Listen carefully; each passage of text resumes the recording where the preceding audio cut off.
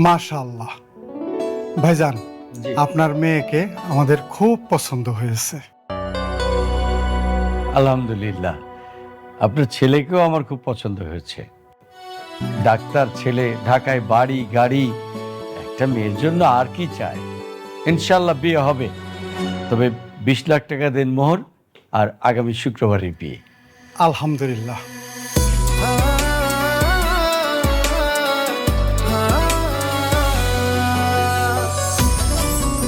আসসালামু আলাইকুম আঙ্কেল, সবাই কেমন আছেন? এই ছেলেকে আঙ্কেল আপনি একটা মিষ্টি খান। আমি আমি হচ্ছি পাত্রীর বয়ফ্রেন্ড।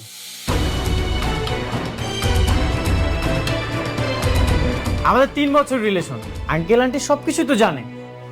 আপনারা অন্য জায়গায় যান, অন্য জায়গায় যেয়ে পার্টি দেখেন। তুমি এভাবে এখন এখানে কেন? নেন। আমি তো আপনার সাথে দেখা করতে এসেছি। আঙ্কেল আপনার মনে নেই আপনার সাথে যখন আমার লাস্ট দেখা হয়েছিল তখন আপনি আমাকে কি বলেছিলেন? তোমার মতো বেকার ছেলের কাছে আমি আমার মেয়েকে বিয়ে দিব না। আঙ্কেল এখন তো আমি আর বেকার নেই, আমার তো চাকরি হয়ে গেছে। আর চাকরিটা যখন হয়েছে প্রথমে আমি আপনার সাথে দেখা করতে এসেছি। তাই বলে হুট করে তুমি একজনের বাসায় চলে আসবা নাকি? আমাদের বাসায় আসবা, আমাদেরকে জানা আসবা না, বলে আসবা না তুমি? আন্টি জানিয়ে আসার তো সময়ই পাইনি। আমার যখন জবটা হয়ে গেছে আমি এতটা এক্সাইটেড ছিলাম, সোজা আপনাদের বাসায় আমি চলে এসেছি। এখন আমি তো আমার কথাটা রেখেছি। আঙ্কেল এবার আপনি আপনার কথাটা রাখেন, কিন্তু আপনারা আমার জন্য অপেক্ষা না করেই পাত্র দেখছেন। ঋতুর সাথে মাত্র ফোনে কথা হলো, ওরা তো নিচে চলে আসছে। আরে উঠতে উঠতে আমি রেডি হয়ে যাবো, অসুবিধা নাই, কোনো সমস্যা নেই। বাবা তুমি যাও তো, যাও। একটা লোক আছে না কোনো নক করতে হবে না, তুমি যাও, রেডি হয়ে নাও। তুমি তো বাবা ওরা চলে এসেছে। যাও যাও যাও, তুমি তাড়াতাড়ি রেডি হয়ে নাও।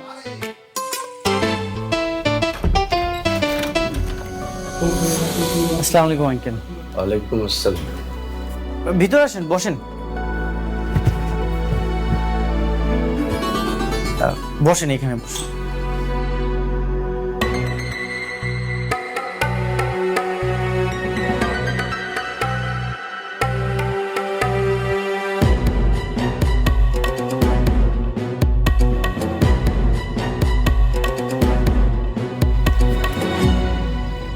আঙ্কেল বসেন।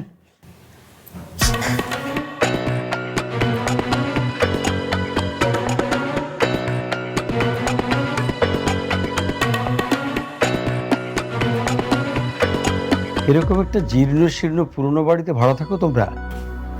জি আঙ্কেল, এখানে আমরা ভাড়া থাকি। আমাদের বাড়ির কাজের লোকরাও তো এখানে থাকবে না। আরে আসসালামু আলাইকুম চাচা। আচ্ছা না, কোলাকুলি করলাম। আরে আরে কি করছে? এটা কোলাকুলি করতেছি। কিসের কোলাকুলি? এখন কি বিয়ে হয়েছে? আগে বিয়েটা হোক, এত তারা কিসের কোলাকুলি? পথ আচ্ছা ঠিক আছে।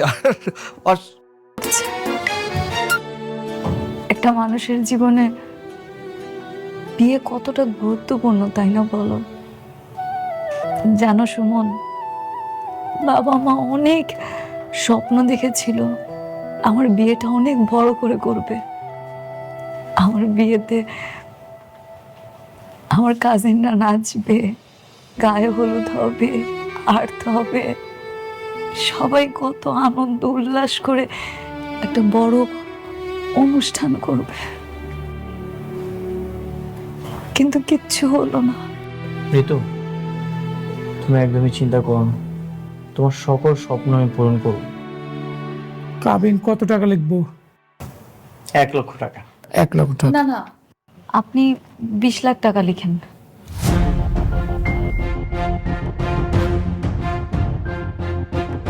ঋতু এসবের জন্যই তো এত ঝামেলা হলো, সে আবার 20 লক্ষ টাকা? হ্যাঁ, আমাদের তো আর 20 লাখ টাকার জন্য বিয়েটার সমস্যা হয়নি, সমস্যা হয়েছে নগদ টাকার জন্য। বাবা চেয়েছিল 20 লাখ টাকা বিয়ের দিনই তুমি দেনমোহর হিসেবে পরিশোধ করো, কিন্তু এই মুহূর্তে তো আমাদের কাছে টাকাটা নেই। আমি কিন্তু তোমার পক্ষে আছি, আমি চাই এই টাকাটা তুমি আস্তে আস্তে পরিশোধ করে দাও। হ্যাঁ সেটাই তো, তুই এটা তো একদিনে পরিশোধ করবি না, আস্তে আস্তে পরিশোধ করে দিস। আর কাজী সাহেব, এটা কি আস্তে আস্তে পরিশোধ করলে হবে না? হ্যাঁ, নিয়ম তো আছে, বাসর ঘরে স্ত্রীকে স্পর্শ করার আগেই কাবিনের টাকা সম্পূর্ণ টাকা পরিশোধ করতে হবে। কিন্তু স্ত্রী যদি মাফ করে দেয়, মানে মেনে নেয়, তাহলে পরে পরিশোধ করা যাবে। তাহলে তো হয়েই গেল। 20 লক্ষ টাকায় কাবিন কেন করতে হবে? আর তাছাড়া এখানে তো আমাদের ফ্যামিলিও নেই। যাতে বাবা কখনো মেনে নিলে বলতে পারি কাবিনটা তো তোমার কথাতেই হয়েছে, বংশের মানটা আমি রেখেছি। আপনি বিয়েটা পড়ান। তাহলে এখানে একটা স্বাক্ষর করেন বাবাজি।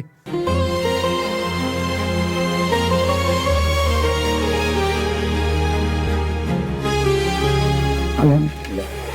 আপনি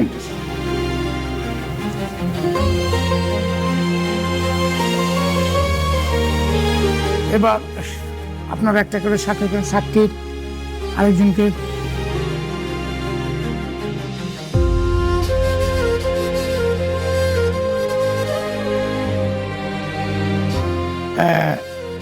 তাহলে আপনাদের শুভ বিবাহের কাজ সম্পূর্ণ হয়ে গেল। আলহামদুলিল্লাহ বলেন সবাই। আলহামদুলিল্লাহ।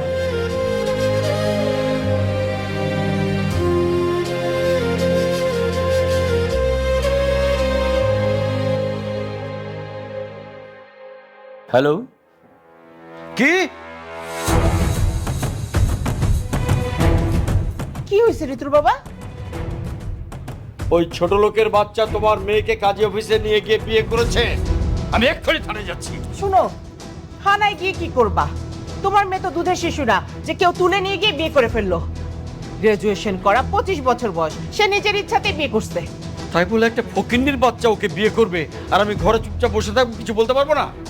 বলতে পারবা না তো? বেয়াদব হলে কিছু বলা যাবে না।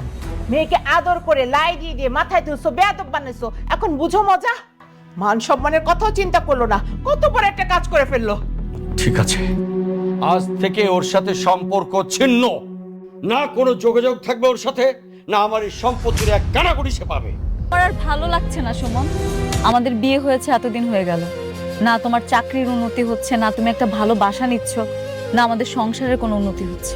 তো বিয়ের আগে তো অনেক স্বপ্ন দেখিয়েছিলে, আমাকে সুখে রাখবে, আমাদের খুব সুন্দর একটা সংসার হবে। কোথায় গেল সেই স্বপ্ন? ঋতু, তুমি এগুলো নিয়ে একদমই চিন্তা করো না, আস্তে আস্তে সব হবে। কোনো দিনও হবে না। এখন আমি স্বপ্ন দেখতেই ভুলে গেছি। আমার বাবা মাকে ছেড়ে আমি তোমাদের কাছে এসেছিলাম, কিন্তু তোমার মা রোজ আমার সাথে খারাপ ব্যবহার করে, এরকম ভাবে ব্যবহার করে যেন আমি বাসার কাজের বুয়া, আমাকে দিয়ে সব কাজ করায়। এত কিছুর পর আমি কিভাবে ঠিক থাকবো তুমি বলো? ঋতু, সংসারটা তো তোমারই, কাজগুলো তো তোমাকে দায়িত্ব নিয়েই করতে হবে। তুমি এগুলোকে কেন বোঝা মনে করছো? দেখো, মায়ের তো বয়স হয়েছে, কখন কি বলে ফেলে, তুমি এগুলো নিয়ে কিছু মনে করো না। তোমার বাবারও তো বয়স হয়েছে, কই উনি তো এরকম করে না। মাথাটা ঠান্ডা করো প্লিজ। আমার মাথা ঠান্ডা হচ্ছে না সুমন, আমি আমার জীবন নিয়ে অনেক চিন্তিত আছি। আমার কাজিনরা, ফ্রেন্ডসরা লাইফে কত উন্নতি করতেছে, কত ভালো কিছু করতেছে, ওরা ওদের হাজবেন্ডের সাথে ট্যুর দিচ্ছে, সব কিছু করতেছে, কিন্তু আমি কিচ্ছু করতে পারতেছি না। আমার কাছে তো মনে হচ্ছে এখন তোমাকে বিয়ে করাটা আমার জীবনের একটা ভুল সিদ্ধান্ত ছিল। বিয়ে করাটা ভুল ছিল না, আমাদের একসাথে স্বপ্ন দেখাটা ভুল ছিল। আমি সরি, আমি তোমাকে হয়তো ভালো রাখতে পারছি। আমার কি মনে হচ্ছে জানো, তুমিও তোমার বাবা মার মতো লোভী হয়ে যাচ্ছ। আগে তো ঠিকই 10 টাকার বাদামে তুমি হ্যাপি ছিলে, এখন কোথায় গেল তোমার সে হ্যাপিনেস? সুমন, তুমি কি বলছো? তোমার মাথা ঠিক আছে? হ্যাঁ, আমি ঠিকই বলছি, এটা আমার লাইফ, আমার সংসার। কিন্তু তুমি জানতে না আমার ফ্যামিলির কি অবস্থা। এখন তুমি আমাকে এক্সপ্লেন করতেছো তোমার কাজিন কি করলো, তোমার ফ্রেন্ড কি করলো, কে কিভাবে উন্নতি করলো, সেগুলো তুমি আমাকে বলছো। ঋতু অনেক বদলে গেছে। সারাদিন ও কাজে ব্যস্ত থাকে, আর এইদিকে আমি ওর মায়ের অত্যাচারের শিকার হই। সারাদিন বাসায় শুয়ে বসে থাকে, কোনো কাজ করে না, তারপরও নানান অভিযোগ। হয়তোবা আমি ওকে ছাড়াই অনেক ভালো থাকবো।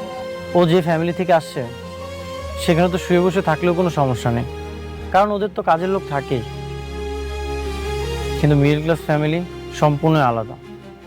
এখানে সংসারটাই চলে অনেক কষ্টে। এখানে তো শুয়ে বসে থাকলে হবে না। মিডল ক্লাস ফ্যামিলি তো নিজের কাজগুলো নিজেই করতে হয়, কিন্তু ঋতু এগুলোকে বোঝা মনে করে। আমি ওকে ডিভোর্স দিতে চাই।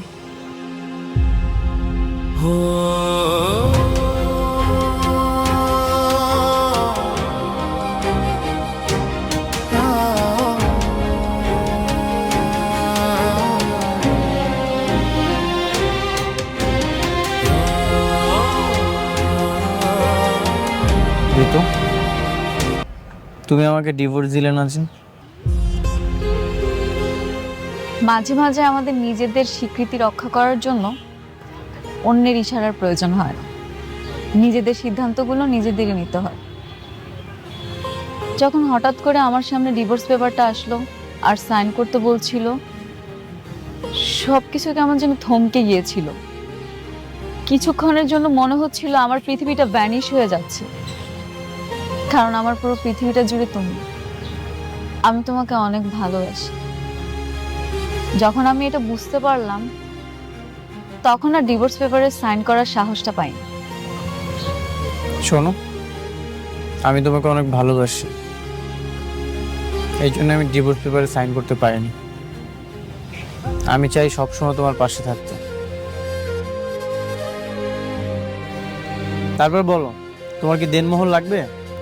টাকা দিয়ে আসলে ভালোবাসা কেনা যায় না। যে কয়টা দিন তুমি আমার সাথে ছিলে না, আমি সেটা উপলব্ধি করতে পেরেছি। টাকাটা আসলে ইম্পর্টেন্ট না, আমার কাছে তুমিটা ইম্পর্টেন্ট। আর কি যেন বলছিলে, দেনমোহরের কথা? ঠিক আছে, তুমি আমাকে ভালোবেসে 101 টাকা দিও, সেটা নিয়ে আমি সারা জীবন তোমার সাথে থাকতে চাই। আর এইভাবে তুমি সবসময় আমার পাশে থাকবে।